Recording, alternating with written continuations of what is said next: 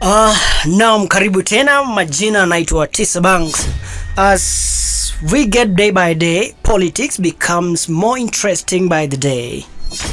Now, kuna vitu zimehappen tangu Sunday, vitu zimehappen very fast, but the good news is that maandamano ilisimamishwa for some time.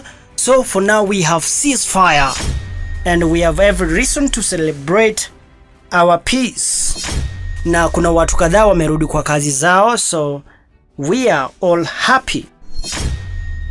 Tukirudi kwa Ruto on Sunday, actually everything points out that Ruto na Raila they met on Sunday, because we usually see Ruto akienda on every Sunday. You'll have to attend some church somewhere. Equally na Raila pia tunamwonanga akienda church services of late. But on this particular Sunday, Ruto was never seen anywhere in the church. Raila as well was not seen anywhere in the church. Ruto came and gave a national address. Yeah, he addressed the nation. Na akasema like he was willing to have talks. He was willing to have talks with the Azimio coalition, and they gave a condition that they have to go a bipartisan way, that the whole process will be bipartisan but through a parliamentary process. My suggestion is that this matter can be handled in parliament by a bipartisan parliamentary process, so that we can agree on what it is they have an issue with, and we can adjust as is agreed and as necessary. That's what he was willing to have talks with Raila Amolo Odinga and his team. Then that same evening, Raila came and gave his speech as well. And he said, Raila said, "We acknowledge Ruto's olive branch for dialogue on key issues raised by Azimio la Umoja. To us, this is a positive development. We agree that a balanced parliamentary process co-chaired by both sides and backed by experts from outside should be the way to proceed." He agreed. That's on Sunday. He agreed 100%. Here's the video to clarify what Raila said. We acknowledge Mr. Ruto's olive branch for a dialogue on key issues raised by Azimio la Umoja. To us, this is a positive development. 2, we agree that a balanced parliamentary process co-chaired by both sides and backed by experts from outside should proceed. In our view, this committee must be composed with immediate effect, with strict deadlines for resolving the crisis facing the country. So meaning like on Sunday, Raila had agreed to go by a bipartisan approach with a parliamentary process. And later, on Monday, Raila turned around. When Ruto was in Rwanda, he came around and said something that is totally different. He came out with a different script. And the script is this. During that Monday, the likes of Kimani Ichung'wah, they were all over the media houses, wanajaribu kumkejeli Raila.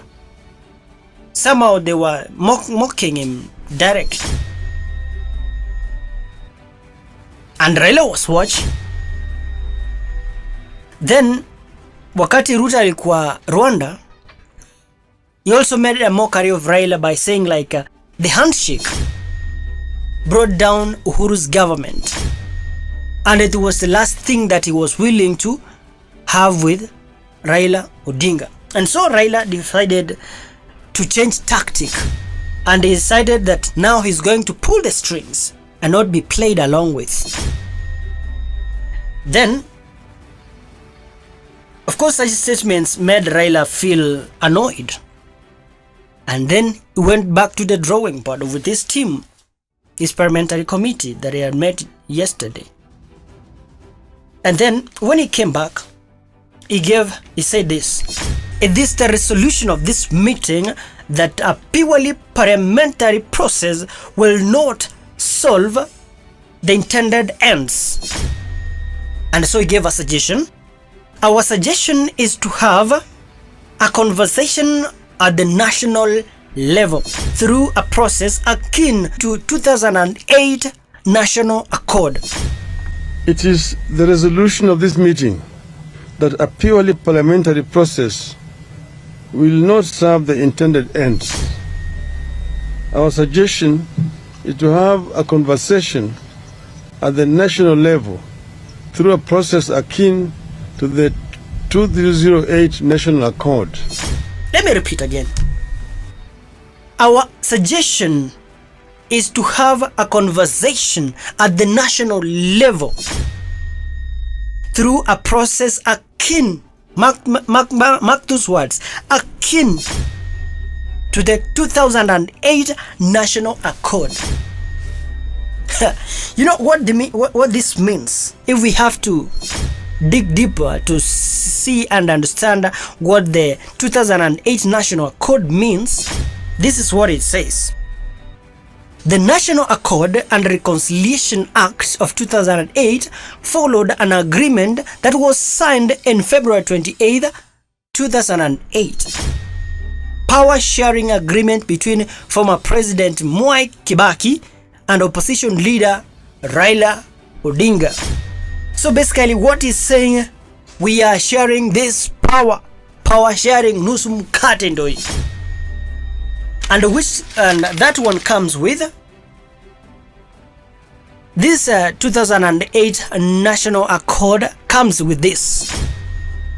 It's an act that temporarily reestablishes the office of the Prime Minister and the 2 deputy ministers. So ladies and gentlemen, this is to say that Raila is demanding for the office of the Prime Minister and the 2 offices for the 2 deputy prime ministers. And that's to say, Martha Karua apate ofisi yake, Kalonzo Musyoka apate ofisi yake, Raila